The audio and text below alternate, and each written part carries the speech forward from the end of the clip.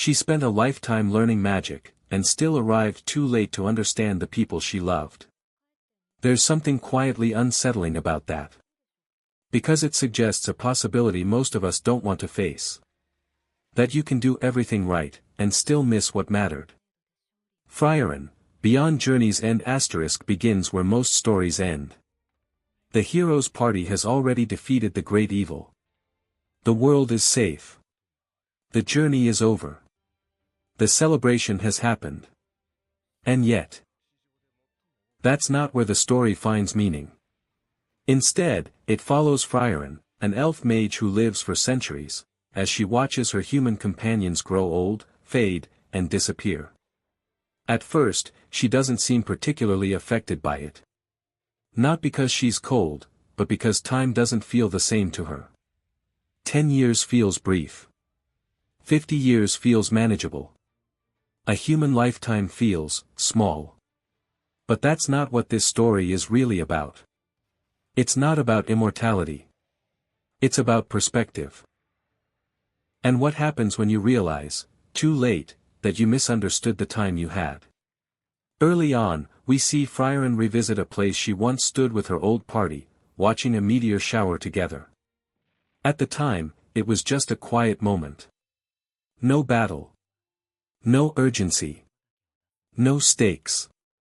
Just, being there. On the surface, it feels like a nostalgic callback. But now, standing there alone, the weight of it changes. Because memory has done something time couldn't. It has made that moment finite. What this scene communicates isn't just loss. It's delayed emotional recognition. The realization that something mattered, after it's already gone. And most people know this feeling.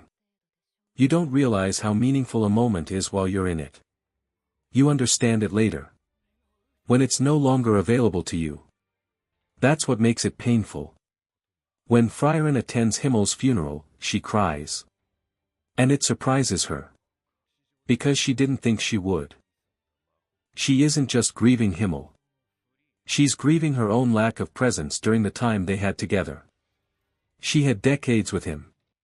But emotionally, she barely participated. To her, there was always more time. And that assumption quietly shaped how she showed up. As Frieren begins traveling with Fern, something shifts. Fern grows. Changes. Develops emotionally in ways that are fast. Too fast for Frieren's natural rhythm. What feels insignificant to Frieren, is meaningful to Fern. And that forces Frieren to adjust. Not because she's told to. But because she begins to understand. Throughout the journey, Frieren collects small, seemingly useless spells. Spells that make flowers bloom.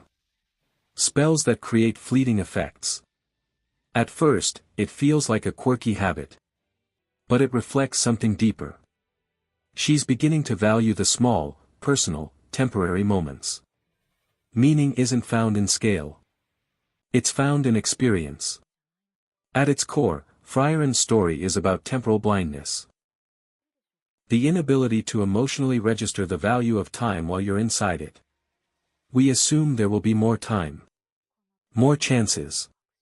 More opportunities. And because of that assumption, we delay presence. We treat moments as if they're renewable. But they're not. Frieren didn't fail to love. She failed to understand the time in which love was happening.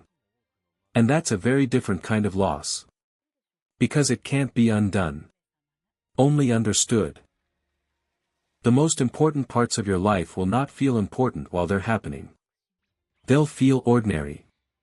And that's exactly why they're so easy to miss.